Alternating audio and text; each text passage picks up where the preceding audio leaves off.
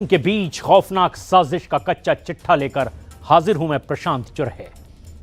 Iran के supreme leader Ali Khamenei और Donald Trump ने जिस अंदाज में एक दूसरे को अब खूनी धमकियां दी है, उसे लेकर दावे किए जाने लगे हैं कि ईरान को अच्छी तरह से पता है कि इजराइल और अमेरिका उस पर घातक हमला करने वाला है। और यही वजह है कि अली खामनेई ने दो टूक कह दिया है कि हम दुश्मनों पर दिन दहाड़े हमला करने को तैयार हैं और उनसे कयामत तक जंग करेंगे।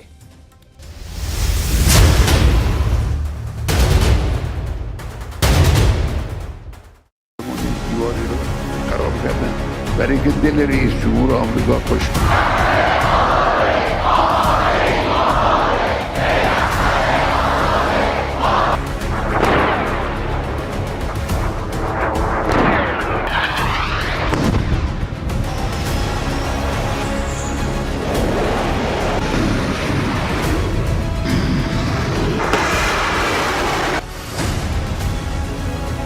दिन दहाड़े हमले को तैयार ईरान, खामनेई का तख्ता पलट करेंगे ट्रंप।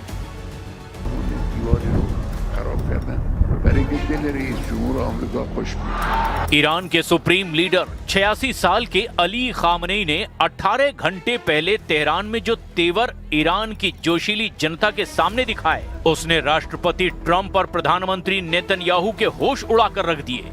खामनेई ने एक तरफ ईरान में मारे गए हजारों प्रदर्शनकारियों की मौत के लिए जहां ट्रंप को क्रिमिनल तक कह दिया, वहीं खामनेई के सामने ही ईरानी जनता ने फारसी में ही अमेरिका इजराइल का नाश हो, काफिर पाखंडियों का नाश हो जैसे नारे लगाए।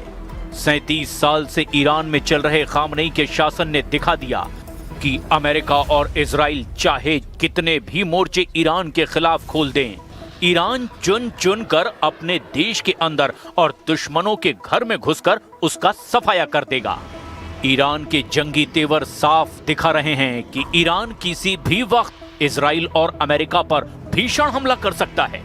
खबर तो यहां तक है कि ट्रंप ने जिस तरह से खामनेई के खूनी आरोपों के जवाब में उनके तख्ता पलट का संदेश दिया है, उससे देखकर ऐसा लगने लगा है कि 23 जनवरी तक ईरान पर बहुत भीषण हमला अमेरिका की तरफ से हो सकता है।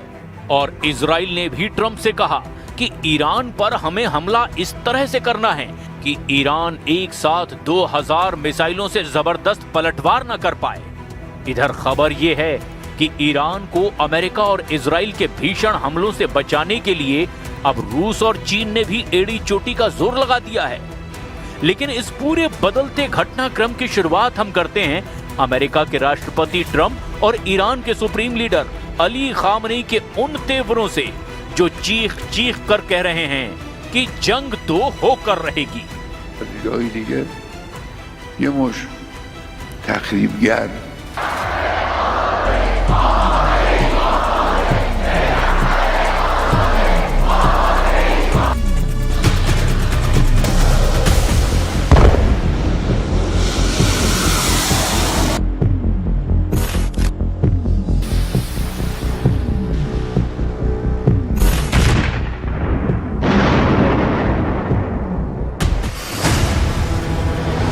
अमेरिका इजराइल का सर्वनाश, खामनेई ने खाई आखिरी कसम।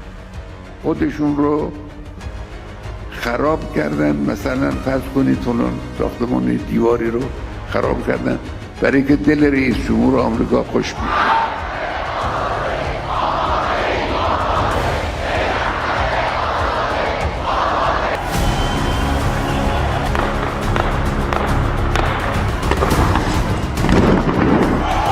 इसमें कोई शक नहीं कि 28 दिसंबर 2025 से ईरान में शुरू हुए हिंसक प्रदर्शनों ने खामनेई शासन पर बहुत बड़े सवाल खड़े कर दिए हैं। 44 साल से ईरानी सत्ता और शासन का केंद्र बने अली खामनेई को भी अंदाज नहीं था कि ईरान के सभी 31 प्रांतों में 200 से ज्यादा शहरों में खामनेई शासन के खिलाफ प्रदर्शन हो सकते हैं।